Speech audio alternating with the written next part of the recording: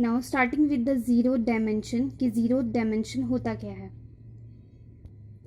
अब अगर हमने ज़ीरो डायमेंशन समझना है तो मैं आपको एक एग्जांपल समझाती हूँ। सपोज़ करो ये एक क्या है, मेरे पास एक पॉइंट है, ठीक है। ये मैंने क्या बनाया है, एक पॉइंट। इसका डायमेंशन क्या है, ज़ीरो है, ठीक है। इसका डायमेंशन क्या है, ज़ीरो। अब इस पॉइंट के बीच में आप समझो यहाँ पे एग्जिस्ट करते हो, तो आपके पास क्या चॉइस है, आप किधर जा सकते हो, इधर इधर जा सकते हो, इधर जा सकते हो।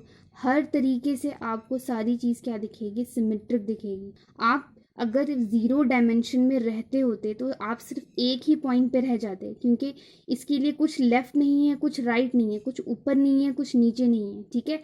सिर्फ एक पॉइंट है, सिर्फ एक जगह है जहाँ पे आपको हमेशा रहना है। This is called the zero dimension. इसकी कोई भी ऑब्जर्वेंस नहीं है, कुछ भी नहीं है ऐसा जिसमें आप इसको इधर से उधर मूव कर सको। आपको कोई नॉलेज नहीं होगी कि लेफ़्ट क्या है, आपको कोई नॉलेज नहीं होगी कि राइट क्या क्वांटिटी है, आपको कोई नॉलेज नहीं होगी कि गहराई क्या होती है, डेप्थ, आपको कोई नॉलेज नहीं होगी कि हाइट क्या है। आप अगर ज़ीरो डायमेंशन में अगर रहते हो तो आप उसी डायमेंशन के अंदर ही रहोगे सिर्फ, ठीक है। मतलब वहीं पे रहोगे। इसको हम बोलते हैं zero dimension. Next about the one dimension कि वन डायमेंशन क्या होता है। अगर इन्हीं दो ज़ीरो डायमेंशंस को दूसरे डायमेंशन से, ये दो डायमेंशन को मैं मिला देती हूँ तो ये मेरे पास एक डायमेंशन बन जाता है, ठीक है। अब ये जो मेरे पास वन डायमेंशन है, इसमें आपके पास इतनी चॉइस होगी कि आप इधर भी जा सकते हो और इस तरफ भी जा सकते हो, ठीक है। तो कहने का मतलब है आप इस साइड भी मूव कर सकते हो, आप इस साइड भी मूव कर सकते हो। लेकिन अगर आप वन डायमेंशन में रहते होते तो आपको कोई नॉलेज नहीं होती कि डेप्थ क्या है, हाइट क्या है, ठीक है। आपको उसकी एग्जिस्टेंस की नॉलेज नहीं होती, आपको बस आगे पीछे जाने की नॉलेज होती। आपके पास इतनी ही चॉइस होती कि आप इधर से इधर जा सकते हो और इधर से इधर आ सकते हो। ना आप इधर मूव कर सकते हो, ना आप इधर मूव कर सकते हो। तो ये चीज़ हमारे पास क्या आती है, वन डायमेंशन। नेक्स्ट आता है हमारे पास टू डायमेंशन कि टू डायमेंशन में अगर हो तो कैसे। एक डायमेंशन और दूसरा डायमेंशन, दो डायमेंशन मिलके, ये एक एक डायमेंशन मिलके हमारे पास क्या बनता है, दो डायमेंशन। समझ लो ये मेरे पास एक डायमेंशन हो गया और यही एक डायमेंशन इस तरह से यहाँ पे आ गया, ठीक है। एक यहाँ पे एक्स एक्सिस के लॉन्ग आ गया, एक हमारे पास वाई एक्सिस के लॉन्ग। सिंपली अगर मैं कहूँ एक हॉरिजॉन्टल हो गया और एक वर्टिकल डायरेक्शन में हो गया। अब जब ये दो डायमेंशन है तो दो डायमेंशन में आपको नॉलेज है कि आप इस तरफ भी जा सकते हो, इतनी इंडिपेंडेंट हो आप कि इधर मूव कर सकते हो फ्रीली, इधर भी आप जा सकते हो। मतलब आपको लेफ्ट और राइट, ठीक है, इसकी पूरी नॉलेज हो जाएगी। आपको इतनी आज़ादी होगी कि आप इधर से उधर मूव कर सकते हो इन द 2D डायमेंशन अगर आप वहाँ पे रहते होते।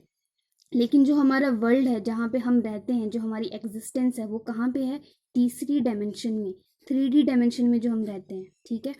तो अगर मैं ये 2D डायमेंशन की एग्जांपल दूँ तो देखो ये जो प्लेन में जो मैं लिख रही हूँ ना, ये जो पेपर है, ठीक है, ये मेरे पास 2 डायमेंशनल है, ठीक है। इसमें कोई चॉइस है कि मैं पूरा इधर से इस तरफ आगे पीछे दाएं बाएं घूम सकती हूँ, लेकिन मेरे पास ये चॉइस नहीं है कि मैं अपने पेन को इस तरफ चला सकूँ। ये दिख रही है हवा, एयर, मेरे पास ये चॉइस ही नहीं है। मेरे पास सिर्फ इतनी नॉलेज इतना है कि मैं इधर भी लिख सकती हूँ, इधर भी लिख सकती हूँ, इधर भी लिख सकती हूँ, इधर भी लिख सकती हूँ, बट मैं इस तरफ नहीं लिख सकती, ऊपर नहीं लिख सकती, मैं इसकी गहराई में नहीं लिख सकती, इसकी नॉलेज ही नहीं है। तो दो डायमेंशन बस इतना ही कन्फाइंड होकर रह जाता है। जो अपने वर्ल्ड में रहते हैं वो कौन सा वर्ल्ड है, 3D वर्ल्ड है, 3D डायमेंशन।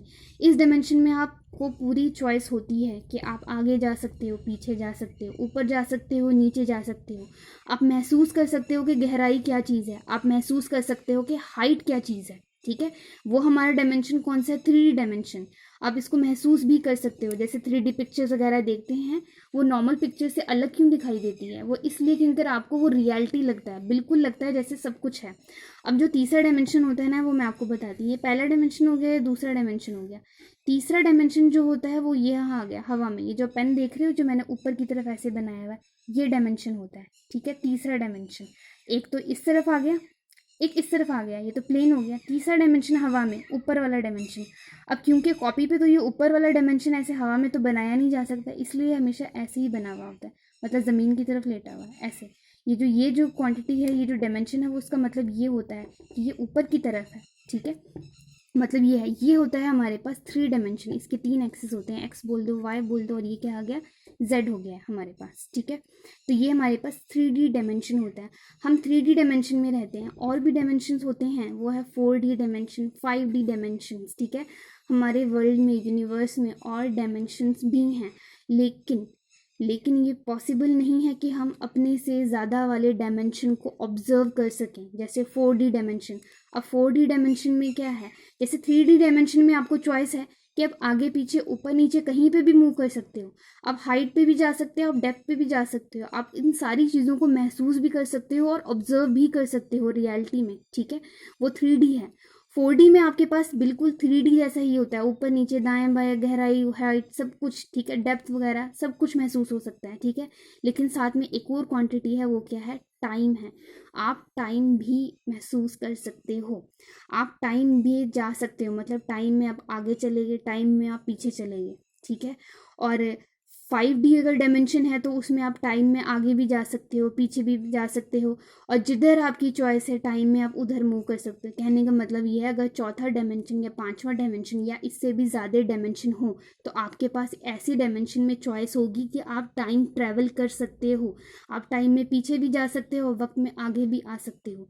लेकिन अभी तक ये जो डायमेंशन है सिर्फ कंसेप्चुअल हैं, सिर्फ इमेजिनरी हैं, हाइपोथेटिकल हैं, और वैसे ये यूनिवर्स में इस तरह के टाइम डायमेंशन जो हैं वो एग्जिस्ट करते हैं, लेकिन क्योंकि हम अपने से ज़्यादा वाले डायमेंशन को ऑब्जर्व नहीं कर सकते, इस वजह से ये चीज़ सिर्फ हमारे पास सिर्फ मैथमेटिकली रह गई है डिस्कवर करने के लिए, ठीक है। तो हमको जो नॉलेज है वो सिर्फ 3D डायमेंशन की है, 4D और 5D डायमेंशन जिसमें टाइम ट्रैवलर हो सकता है, टाइम में आप आगे जा पीछे कहीं पे भी मूव कर सकते हो, आपके पास इतनी चॉइस होगी, तो वो चीज़ ऑब्जर्व करना स्टिल डिफ़िकल्ट है और अभी भी रिसर्च के अंडर है। तो ये सारा कुछ था डायमेंशन के बारे में। हमने डायमेंशन का समझ लिया कि डायमेंशंस होते क्या हैं। अब चलते हैं डायमेंशन के एनालिसिस पे। तो डायमेंशन एनालिसिस में हमने क्या करना होता है, असाइन करते हैं हम कि जो भी फिजिकल क्वांटिटीज़ हैं उनको हम मास, लेंथ, टाइम, इनकी टर्म्स में हम उनके डायमेंशंस को लिखेंगे, या जो हमारे पास बेसिक जो फंडामेंटल जो हमने दी हैं अपनी क्वांटिटीज़ असाइन करी हैं उनके टर्म्स में हम इनको रिप्रेजेंट करेंगे, ठीक है। मास के टर्म्स में, लेंथ के टर्म्स में और टाइम के टर्म्स में, ठीक है। और इनकी डायमेंशन एनालिसिस में जो हमारे पास क्वांटिटीज़ होती हैं इनको हमने क्या लिखना होता है, इनको स्क्वायर ब्रैकेट्स के अंदर लिखते हैं, ठीक है। किसके अंदर लिखेंगे, स्क्वायर ब्रैकेट्स के अंदर। अब मैं आपको कुछ डायमेंशंस की जो हमारे फिजिकल क्वांटिटीज़ हैं उनके बारे में आपको बताती हूँ, ठीक है, और उसके बारे में लिख के दिखाती हूँ। जैसे फॉर एग्जांपल सिंपल जो है वेलोसिटी, ओके। तो इसके लिए आपको फॉर्मूला याद होना चाहिए। वेलोसिटी का हमारे पास क्या फॉर्मूला होता है, विच इज़ द डिस्टेंस और the displacement over the time, ठीक है। अब इसमें हमारे पास डिस्प्लेसमेंट आ गया और दूसरी क्वांटिटी आ गई हमारे पास टाइम आ गई। अब अगली चीज़ मैं आपको यहाँ पे पहले बताती हूँ नेक्स्ट फॉर्मूला लिख के। जैसे मेरे पास डिस्प्लेसमेंट है, ठीक है, या मेरे पास क्या है, डिस्टेंस है। तो ये जो डिस्टेंस है क्वांटिटी, आपको पता है डिस्टेंस को हम किस में मेजर करते हैं, in terms of length. Distance किस में मेजर किया जाएगा, लेंथ के टर्म्स में मेजर किया जाएगा। क्या आप डिस्टेंस को मास के टर्म्स में मेजर करोगे, नहीं। क्या टाइम के टर्म्स में मेजर करोगे, नहीं। किसके टर्म्स में मेजर करोगे, लेंथ की टर्म में इसको मेजर करोगे। तो जो इसकी जो मुझे डायमेंशन एनालिसिस में जो मुझे लिखने हैं इसके डायमेंशन, वो मैं किस में लिखूंगी, स्क्वायर ब्रैकेट्स में। मास लिखा, लेंथ लिखा, टाइम लिखा। अब ये जो डिस्टेंस है वो किस पे डिपेंड करता है, सिर्फ लेंथ पे ना। तो मास की वैल्यू कितनी होगी यहाँ पे, 0। लेंथ की वैल्यू कितनी होगी, कितनी टाइम्स लेंथ है, 1। और टाइम कितना हो गया, 0, क्योंकि टाइम तो है ही नहीं इसमें। तो सेम तरीके से अब हम चलते हैं जो वेलोसिटी का जो मैंने आपको फॉर्मूला दिया था इसके ऊपर, कि हम वेलोसिटी को कैसे लिख सकते हैं। डिस्प्लेसमेंट, डिस्टेंस, ये दोनों क्या होते हैं, सिंपली डिस्टेंस ही होते हैं, ठीक है। ये डिस्टेंस आ गया। अब ये दोनों मेरे पास डिस्प्लेसमेंट है, वो मेरे पास क्या है, लेंथ है। डिस्प्लेसमेंट क्या है, मेरे पास एक लेंथ है। और टाइम क्या है, सिंपली टाइम है। अब मैं अगर टाइम को ऊपर लेके चली जाऊँ तो आपको पता है जो ओवर से ऊपर जाता है तो पावर क्या हो जाती है इसकी, माइनस में हो जाती है, राइट। -1 हो गया। अब इस लिखो, इसको रिप्रेजेंट करते हैं हम इन टर्म्स ऑफ डायमेंशंस, ठीक है। अब क्योंकि इस पूरी क्वांटिटी में मास तो है ही नहीं, तो मास की पावर कितनी हो गई, 0।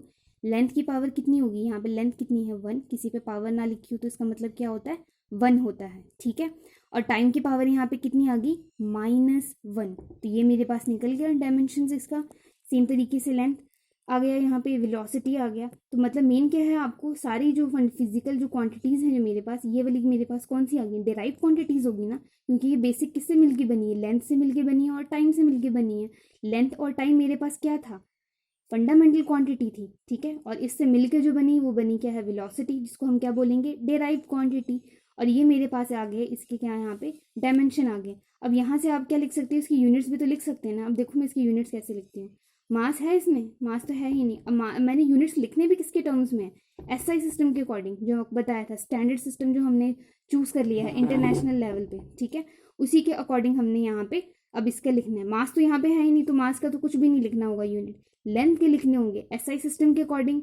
अब मैं यहाँ को छोटा सा आपको यहाँ पे सामने लिख के दे देती हूँ। मास को हम किस में लिखते थे, किलोग्राम, और जो हमारे पास लेंथ था उसको हम लिखते हैं मीटर्स में, और टाइम को हम किस में लिखते हैं, सेकंड में। आप ये चीज़ हमेशा यहाँ पे छोटा सा अपने, जब आपने प्रैक्टिस करनी है डायमेंशन एनालिसिस में, फिजिकल क्वांटिटीज़ के डायमेंशन लिखने में, तो अपने इजी के लिए आप थोड़ा सा साइड में हिंट्स के लिए लिख लो ताकि आपको याद रहे, ठीक है। लेंथ के मेरे पास यहाँ पे क्या यूनिट्स आ जाएंगे, मीटर, और पावर कितनी है 1, तो मुझे 1 लिखने की ज़रूरत नहीं है। टाइम की क्या यूनिट्स हैं, वो क्या आ जाएंगे, सेकेंड्स, ठीक है, और उसकी पावर कितनी है -1, तो बन गए इसकी यूनिट्स क्या आ गए, मीटर पर सेकेंड। सेम तरीके से अगर डिस्टेंस की यूनिट देखनी है तो लेंथ है, लेंथ की यूनिट क्या होते हैं, मीटर और कुछ भी नहीं, जो सिंपल आ गया जनरल। अगला देखो मेरे पास क्या आता है, जैसे एरिया है, ठीक है। अब एरिया का फॉर्मूला आपको पता है क्या होता है, लेंथ इंटू लेंथ, या लेंथ इंटू ब्रेथ, दोनों तो लेंथ ही हो गई, ठीक है, ये भी लेंथ है, ये भी लेंथ है, ओके। तो लेंथ की पावर कितनी बन गई, 2 टाइम्स लेंथ होगी। अब इसको डायमेंशन में कैसे लिखेंगे, क्या यहाँ पे मास है, नहीं है, तो मास कितना हो गया, 0। क्या यहाँ पे लेंथ है, यस लेंथ है, उसकी पावर कितनी है, 2। क्या इसके पास टाइम है, नहीं, कोई टाइम नहीं है, तो टी भी कितना हो गया, 0। तो ये मेरे पास आ गया। सेम आप वॉल्यूम भी लिख सकते हो, एक और लेंथ मल्टीप्लाई हो जाएगी। मतलब इसी तरीके से आगे हमने सारा कुछ लिखते चले जाना है, ठीक है। तो ये मेरे पास आ जाता है डायमेंशन एनालिसिस। अब बुक में आप देखना बहुत सारे डायमेंशंस वगैरह, डायमेंशनल क्वांटिटीज़, फिजिकल क्वांटिटीज़ आपको दी हुई हैं जिसको आपने लिखना है, ठीक है, प्रैक्टिस करनी है। जितना ज़्यादा फार्मूलाज वगैरह लिखोगे, जितने ज़्यादा फार्मूला याद करोगे, आप इजीली ये सारी क्वांटिटीज़ के जो फार्मूलाज हैं वो डिराइव कर सकते हो। तो नेक्स्ट स्टडी करना है हमने कि 4 तरह की हमारे पास क्वांटिटीज़ होती हैं, ठीक है। तो 4 क्वांटिटीज़ हैं, कौन कौन सी हैं, dimensional constant, dimensional variables, dimensionless constants और डायमेंशनलेस वेरिएबल्स। पहले हमें इसकी नॉलेज होगी, फिर उसके बाद आगे हम इसके जो सारे कन्वर्जन वगैरह हैं उसके बारे में हम पढ़ेंगे। सबसे पहले हमारे पास आता है डायमेंशनल कांस्टेंट। ऐसे हमारे पास फिजिकल क्वांटिटी जिनके डायमेंशंस क्या होते हैं, कांस्टेंट होते हैं। इसका मतलब क्या है, उनकी वैल्यूज़ क्या रहेंगी, कांस्टेंट, लेकिन तब भी उनके पास क्या होंगे, डायमेंशन होंगे। ऐसी फिजिकल क्वांटिटी जिनकी जो वैल्यूज़ होती हैं वो कांस्टेंट होंगी और डायमेंशन उनके पास होंगे। एग्जांपल के तौर पे जैसे ग्रेविटेशन कांस्टेंट, ग्रेविटेशन क्या है, ग्रेविटेशन कांस्टेंट एक कांस्टेंट है, इसकी वैल्यू क्या है 6.67 इंटू 10⁻⁻11, लेकिन स्टिल इसके पास क्या है, डायमेंशन है। इसकी यूनिट से आप देख के समझ सकते हो कि ये कोई आपके पास फिजिकल क्वांटिटीज़ हैं, ठीक है, इनके पास क्या होंगे, डायमेंशंस होंगे। नेक्स्ट है जैसे हमारे पास small g which is acceleration due to gravity, ये भी वैल्यू कांस्टेंट है but still it have some dimensions. Same है हमारे पास आता है गैस कांस्टेंट आर, ये भी हमारे पास क्या है, एक कांस्टेंट क्वांटिटी है लेकिन विद द डायमेंशन। नेक्स्ट आती हैं क्वांटिटीज डायमेंशनल वेरिएबल्स। ऐसे हमारे पास क्वांटिटीज, फिजिकल क्वांटिटीज जिनकी वैल्यूज क्या करती हैं, वेरी करती हैं, मतलब चेंज होती हैं। कांस्टेंट में मतलब वैल्यूज की चेंज नहीं होगी, वेरिएबल्स के मतलब क्या होता है कि जो वैल्यूज होती हैं वो क्या करती हैं, वेरी करती हैं, मतलब चेंज हो सकती हैं, वेरी कर सकती हैं, ऊपर नीचे हो सकता है, मतलब उनकी वैल्यू क्या होंगी, वेरिएबल होंगी, मतलब चेंज हो सकती हैं, लेकिन तब भी उनके पास क्या होते हैं, डायमेंशंस होते हैं। बेशक वो अपनी वैल्यूज चेंज करते रहें, लेकिन ऐसा नहीं है कि अभी कुछ वैल्यू थी, बाद में अगर वैल्यू चेंज हुई तो डायमेंशन उनके खत्म हो जाएंगे, नो। ऐसी क्वांटिटीज भी होती हैं जो डायमेंशनल वेरिएबल्स होते हैं। एग्जांपल के तौर पे है एरिया, आपको पता है एरिया कम और ज़्यादा हो सकता है, वॉल्यूम वो भी चेंज हो सकता है, वेलोसिटी ये भी चेंज हो सकती है, फोर्स ये भी चेंज हो सकता है, मतलब वेलोसिटी, स्पीड आप वो भी चेंज कर सकते हो, कभी ज़्यादा कर सकते हो, कभी कम कर सकते हो, मतलब ये सारे क्या है, वेरिएबल क्वांटिटीज़ हैं, फिजिकल क्वांटिटीज़, लेकिन तब भी इनकी क्या होती है, डायमेंशन। ऐसा नहीं है कि किसी ग्राउंड का अगर एरिया कम है, बाद में अगर हमने उस ग्राउंड का अगर एरिया बढ़ा दिया, ठीक है, तो एरिया पहले डायमेंशन थे, उसके बाद एरिया के बाद डायमेंशन खत्म हो गया, मतलब पहला एरिया के पास लेंथ होती थी, लेकिन उसके बाद जैसे हमने एरिया बढ़ा दिया तो लेंथ उसकी खत्म होगी, नो, ऐसा नहीं होता। मतलब ये चीज़ें जो हमारे पास होती हैं बेशक वेरी करेंगी, तब भी इनके पास इनके डायमेंशंस होंगे। नेक्स्ट आता है हमारे पास डायमेंशनलेस कांस्टेंट। ऐसे कांस्टेंट जो उनके पास कोई भी डायमेंशन नहीं होता, मतलब कांस्टेंट वैल्यूज होती हैं बट उसकी कोई भी डायमेंशन नहीं होता। अब जैसे 1 2 3 जितने भी न्यूमेरिकल नंबर हैं वो सारे क्या हैं हमारे पास कांस्टेंट वैल्यूज हैं, लेकिन इनके पास कोई डायमेंशन नहीं है। 1 का कोई डायमेंशन नहीं, 2 का कोई डायमेंशन नहीं, इसके पास कोई लेंथ नहीं, कोई ब्रेथ नहीं, कुछ नहीं। पाई जो वैल्यू है वो क्या होती है, वैल्यू 3.14, इसकी भी कोई भी डायमेंशन नहीं, कोई भी यूनिट्स नहीं है। नेक्स्ट आते हैं डायमेंशनलेस वेरिएबल्स।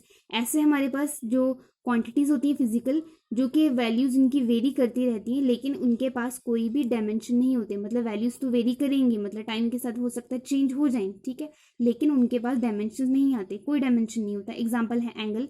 एंगल भी आप चेंज कर सकते हो, कम कर सकते हो, ज़्यादा कर सकते हो, लेकिन इसके पास कोई भी जो हमारे पास जो यूनिट्स होते हैं, ठीक है, या मैं यूँ कहूँ कि सॉरी इसकी यूनिट्स तो होते हैं, या मैं यूँ कहूँ कि इनके पास डायमेंशंस होते हैं, तो इनके डायमेंशन नहीं होते। लेंथ को आप कोई उसमें आप मेजर नहीं कर सकते, मास में नहीं मेजर कर सकते ये एंगल को आप, ठीक है, लेंथ में मेजर नहीं कर सकते आप एंगल को। इस तरह से आगे हमारे पास आता है स्ट्रेन, ठीक है, ये भी हमारे पास एग्जाम्पल है किसकी, डायमेंशनलेस वेरिएबल की। इसके बाद अगली चीज़ आती है जो हमने पढ़नी है, वो है यूजेस ऑफ डायमेंशन। डायमेंशन जो हमने पढ़े हैं, डायमेंशन एनालिसिस जो हमने किया है, उसकी क्या क्या यूज़ आते हैं वो हमने ये पढ़ना है, ठीक है। सबसे पहला हमारे पास आता है homogeneity of dimensions in an equation. किसी भी इक्वेशन में अगर हमने होमोजेनिटी चेक करना हो, या दूसरे तरीके से हम बोल सकते हैं checking the correctness of the formula, formula सही है कि नहीं है किसी इक्वेशन का, वो हम इस डायमेंशन के थ्रू हम कर सकते हैं, ठीक है। अगर मैं कोई भी गिवन इक्वेशन दे दूँ, फॉर एग्जाम्पल मेरे पास ये इक्वेशन दी हुई है, इस इक्वेशन की जो वैल्यू है मेरे पास दी है t is equal to 2 pi under root small l over g। अब मैं कोई पूछे आपसे कि ये इक्वेशन सही है कि गलत है, ये कैसे पता चलेगा? तो हम इसकी हेल्प से, डायमेंशन एनालिसिस की हेल्प से, होमोजेनिटी के प्रिंसिपल को लगा के हम ये इजीली फाइंड आउट कर सकते हैं कि ये वाली इक्वेशन करेक्ट है कि नहीं है। मतलब लेफ्ट हैंड साइड हमने चेक करना है और राइट हैंड साइड हमने चेक करना है, ठीक है। अब दोनों साइड हम पहले चेक कर लेते हैं। सबसे पहले मैं लेती हूँ क्या, लेफ्ट हैंड साइड। अब लेफ्ट हैंड साइड चेक करते हैं कि यहाँ पे डायमेंशंस क्या है और इधर टोटल डायमेंशंस क्या है, ठीक है। तभी पता चलेगा कि होमो है कि नहीं है, मतलब सेम है कि नहीं है। होमोजीनियस जो वर्ड होता है उसमें होमो का मतलब क्या होता है, सेम होना, मतलब वो चीज़ हमारे पास सेम है कि नहीं है। तो सबसे पहले हम टी का देखते हैं। टी यहाँ पे क्या बता रहा है, टाइम। 2 पाई मेरे पास 2 क्या है, एक कांस्टेंट वैल्यू है। पाई भी मेरे पास क्या है, एक कांस्टेंट वैल्यू, 3.14 इसकी वैल्यू होती है। अंडर रूट में हमारे पास स्मॉल एल है, इसका मतलब क्या है, लेंथ। और स्मॉल जी का मतलब क्या होता है, एक्सेलरेशन ड्यू टू ग्रेविटी, ठीक है। अब इसके जो टाइम है, इसकी यूनिट्स हम सॉरी डायमेंशन हम देख लेते हैं। टाइम आपके पास पता है, एक फंडामेंटल है, बेसिक हमारे पास। टाइम के पास कोई मास नहीं है, लेंथ नहीं है, तो हमारे पास इसके डायमेंशन क्या बन जाएंगे, एम की पावर कितनी होगी 0, एल की पावर कितनी होगी 0, टाइम है अकेला सिंगल, तो टी की पावर कितनी आ गई 1, ठीक है। लेफ्ट हैंड साइड तो डिफिकल्ट नहीं है, अगर एक ही हमारे पास क्वांटिटी दी हुई है वो हमने लिख ली। अब राइट हैंड साइड लेते हैं। राइट हैंड साइड में अब हमारे पास सबसे पहले जो है, राइट हैंड साइड में जो मेरे पास सबसे पहले जो 2 पाई है वो मेरे पास क्या है, एक कांस्टेंट क्वांटिटी है। और अभी जो मैंने आपको इतनी टाइप समझाई हैं उसमें भी मैंने आपको पीछे यही चीज़ समझाई थी कि जो न्यूमेरिक वैल्यू होती हैं वो हमारे पास क्या होते हैं, डायमेंशनलेस कांस्टेंट होते हैं। मतलब इनकी कोई भी वैल्यूज डायमेंशंस नहीं निकलेंगे। तो मतलब ये मेरे पास तो वैल्यू कांस्टेंट होगी और डायमेंशनलेस होगी, तो मुझे इसको लेने की ज़रूरत नहीं। मैं किसको चेक करूँगी, ये वाली क्वांटिटी, ठीक है। वो मेरे पास क्या आएगी, under root small l over g. इसको हम चेक करते हैं। अब देख लो, रूट के अंदर हमारे पास दिया हुआ है, इसमें सॉल्व करेंगे। लेंथ का डायमेंशन क्या आ जाएगा, सिंपल लेंथ, ठीक है। और जो स्मॉल जी होता है वो क्या होता है मेरे पास, एक्सेलरेशन ड्यू टू ग्रेविटी, ठीक है। एक्सेलरेशन ड्यू टू ग्रेविटी, जिसका फॉर्मूला हमारे पास क्या होता है, सिंपली वेलोसिटी ओवर टाइम, ठीक है। और वेलोसिटी के आपको डायमेंशंस पता है, ठीक है। मतलब मैं यूँ कहूँ, वेलोसिटी का फॉर्मूला आपको पता है। वेलोसिटी का फॉर्मूला क्या होता है, डिस्प्लेसमेंट ओवर टाइम। और एक और टाइम तो नीचे दिया हुआ था, वो भी टाइम साथ में लिख लेते हैं, ठीक है। अब डिस्प्लेसमेंट का मतलब क्या हो गया, लेंथ। लेंथ के बारे में बात की जा रही है, मतलब लेंथ। नीचे दोनों टाइम दिए हैं, टाइम की पावर कितनी आ जाएगी, 2।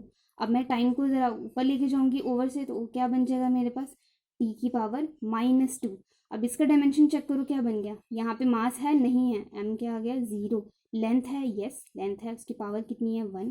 टाइम है वो कितना दिया हुआ है -2। तो ये मेरे पास एक्सेलरेशन ड्यू टू ग्रेविटी जो है उसका निकल गया। तो मैं यहाँ पे ये क्वांटिटी लिख सकती हूँ।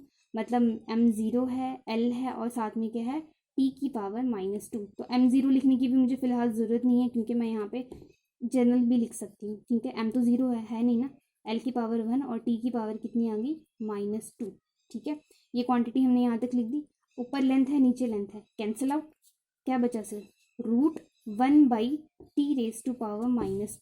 अब जो माइनस वाली टर्म्स है मैं इसको ऊपर ले जाऊंगी तो मेरे पास क्या बन जाएगा T की पावर 2, राइट, सिंपल।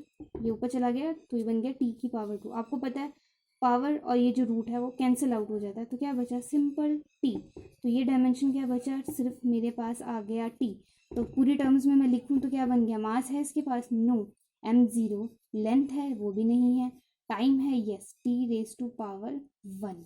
ठीक है, तो आप देख सकते थे लेफ्ट हैंड साइड कितना आया था और राइट हैंड साइड कितना आया, दोनों क्या आ गया सेम, मतलब होमोजिनिटी का प्रिंसिपल फॉलो हो गया। ठीक है, मतलब जो हमने फॉर्मूला चेक करना था कि ये फॉर्मूला करेक्ट है कि नहीं है, तो इससे क्या पता चल गया, yes this formula is correct, ये फॉर्मूला सही है। तो ये यूज होता है डायमेंशन का। ठीक है, इसके बाद जो अगला हमारे पास यूज आता है वो है कन्वर्जन ऑफ यूनिट्स। मतलब हम एक यूनिट को दूसरे यूनिट में कन्वर्ट कर सकते हैं डायमेंशंस की हेल्प से। ठीक है, अब इसके कन्वर्जन ऑफ यूनिट्स के लिए आप ये वाला फॉर्मूला याद रखो। ये फॉर्मूला हम निकालते हैं n2 = n1 within the square bracket m1/m2 raised to power a, next l1/l2 raised to the power b, t1/t2 power c। ठीक है, अब मैं ये जब आपको सॉल्व कराऊंगी एग्जाम्पल तब इजीली आपको ये सारा पता चल जाएगा कि मैं किसके बारे में बात कर रही हूँ। ऑल राइट, सबसे पहले है कन्वर्ट 1 न्यूटन इनटू डाइन्स। आपको प्रॉब्लम ऐसी ही दी होगी अगर एक न्यूटन को डाइन्स में कन्वर्ट करना है। चलो, अब सबसे पहले आपको ये पता होना चाहिए, यूनिट्स को देख के आपको फिजिकल क्वांटिटी क्या दी है वो आपको समझ जाना चाहिए। ठीक है, यहाँ पे यूनिट्स दिए हैं न्यूटन, तो जो फोर्स होता है उसके यूनिट्स क्या होते हैं, न्यूटन होते हैं। ठीक है, फोर्स की यूनिट क्या होते हैं, न्यूटन।